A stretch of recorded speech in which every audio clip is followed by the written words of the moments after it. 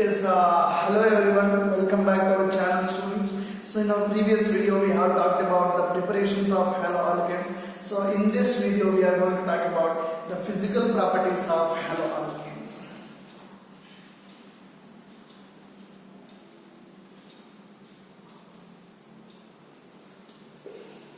Yeah.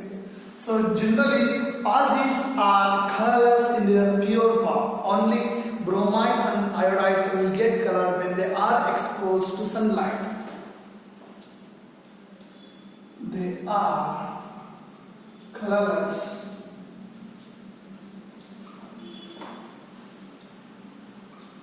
in their pure form, and bromides, iodides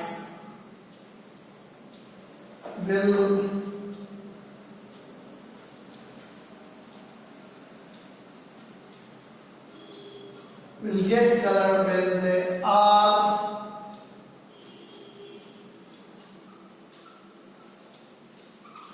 when they are exposed to sunlight. Yeah. So this is our first physical property, and next one is most of them are volatile in nature. Most of them are volatile in nature. What do you mean by volatile? That means these can be easily evaporated. Volatile means easily evaporated. Yeah. So these alkyl halides can be easily evaporated. So most of the alkyl halides are volatile in nature, and the lower members are gases, whereas higher members are liquids and solids. Yeah. So lower members means some methane, ethane, propane, and up to butane group. We call it as lower members. That means methyl chloride, ethyl chloride, propyl chloride. So all those are generally they are gases. Okay. But whereas if you go the higher members of hydrocarbons, like if you go for penta, hexa, hepta, all they all are liquids and solids in nature. Clear? So this is regarding the basic physical properties. One is they are colorless in their pure form, and they will be colored. Only bromides and iodides will be colored when they are exposed to sunlight. And the second one is most of them are volatile in nature. Know that they can be easily evaporated. And lower members of this group are gases in their state, and whereas higher members are liquids and solids.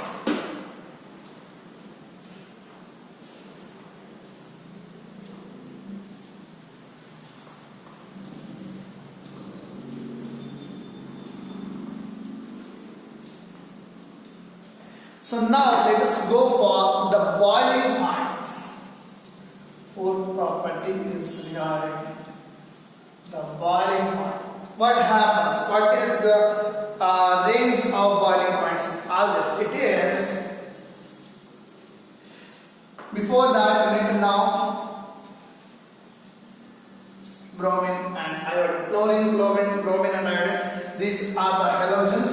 So this is down the group. So first comes fluorine, then chlorine, bromine and iodine. Now if you look at the boiling points range, this alkyl iodide is having the highest boiling point. Then it is followed by alkyl bromide, alkyl chloride and alkyl fluoride. It means that as we go down the group, what happens? The atomic size increases. As atomic size increases, the mass also increases, the atomic mass also increases, and then the van der Waals forces increases. Because of this reason, alkyl iodide has more boiling points, and alkyl fluorides have less boiling points. Okay, why? Because as we go down the group, what happens? Atomic size increases. Clear? So go down the group, atomic size increases. We know that fluorine is the smallest element in this group. So as atomic size increases,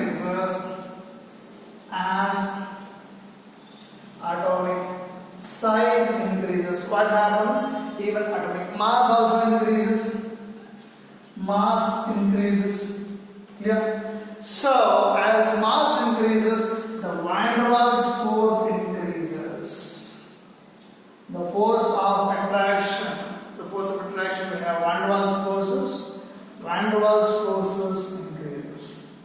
You have studied regarding this van der Waals forces in your first year PUC, clear? So this is the concept why we have highest boiling point for iodides and lowest boiling point for fluoride. This is the concept, clear? So go down to the atomic size increases. As atomic size increases, atomic mass also increases. As atomic mass increases, van der Waals force increases. That means the force of attraction will be more. So it will be difficult to break. It will be difficult to break the bond. So finally boiling point increases.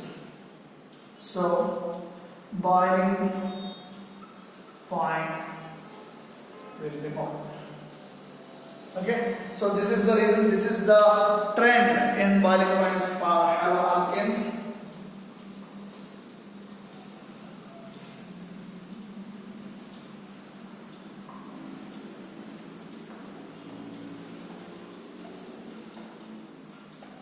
So now let us see what happens on branching. Branching.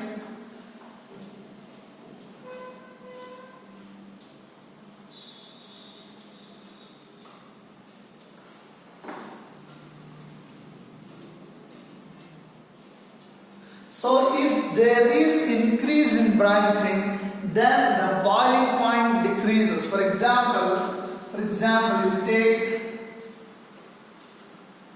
okay, so here no branches, this bromine is attached to this carbon, clear? So if there is a branching, this is 1 and this is 2. So we have here, okay? So what happens in this case, and even if you have the third one also, third compound.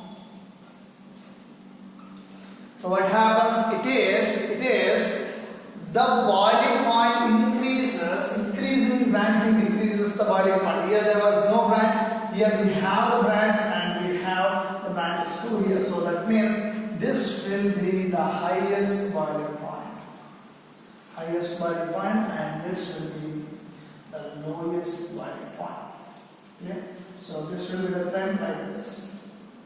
Okay, students, so it means that as the branching increases, the boiling point decreases in case of haloalkanes.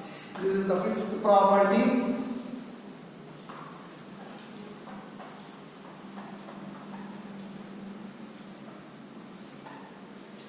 And if we compare the same boiling point for respective corresponding hydrocarbons and these alkyl halides, boiling points are higher in alkyl halides than hydrocarbons.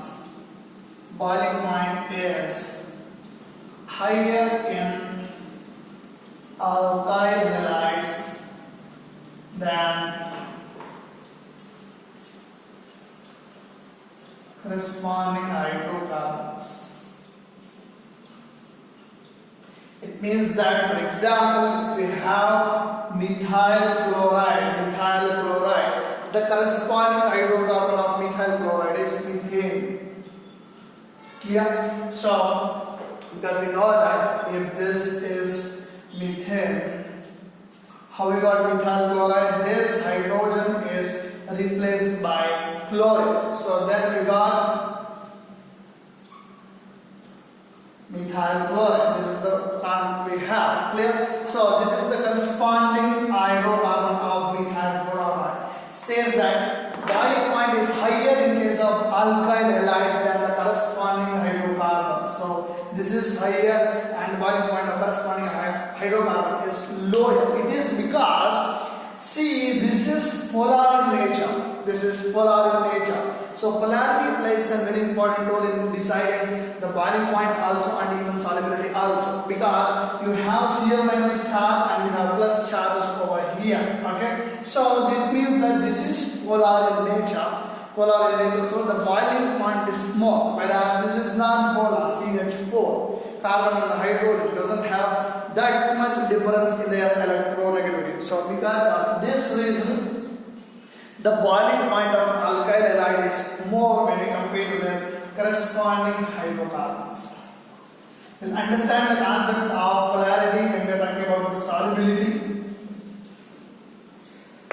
So next, let me directly go for the solubility.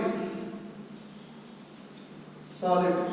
So when we are talking about solubility, we have a concept called like dissolves like. That means polar solvents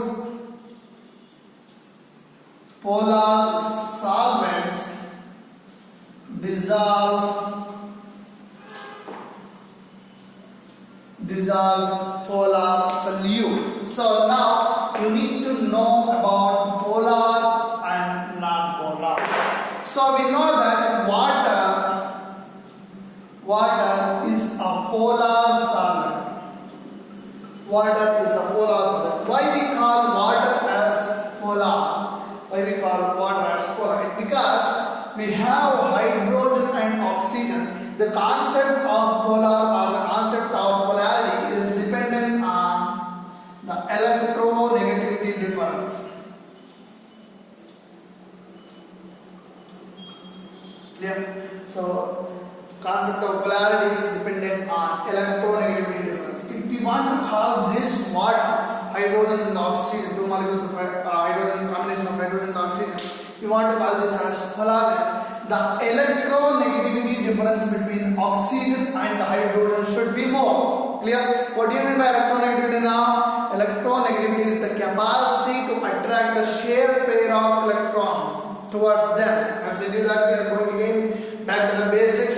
What do you mean the shared pair of electrons? In all these hydrocarbons and alkyl halides, we are talking about in this covalent bond also. Covalent bond means sharing of electron to form a bond.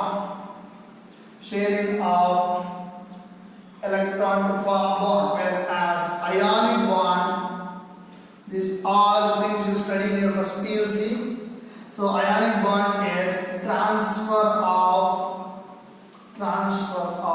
electrons. So electronegativity in case of covalent bonds, electronegativity is the capacity to attract the shared pair of electrons towards itself. So which has more capacity, it will get the partial negative charge. Which has less capacity, it gets partial positive charge. There will be no transfer. So in this case, we call water as a polar solvent because the electronegativity between oxygen and hydrogen are very large. Okay, so we call it as a polar solvent. So it acquires partial negative charge, so it acquires partial positive charge. Clear? So we call it as polar because there are some polarity is created in this water molecule.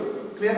So whereas in case of benzene, we have carbon and hydrogen. In these two cases, the electronegativity difference is very small. That means almost carbon and hydrogen have equal or similar electronegativity. So there will be no chance of creating any polar charges. There will be no charges, so they are considered as non-polar solvents. Clear? So this is the idea of polarity. So in case of solubility, we have this polar solvent dissolves polar solute. That means like dissolves like.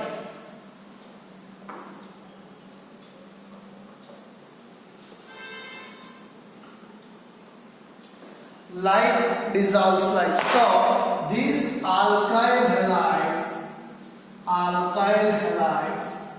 are slightly soluble in water.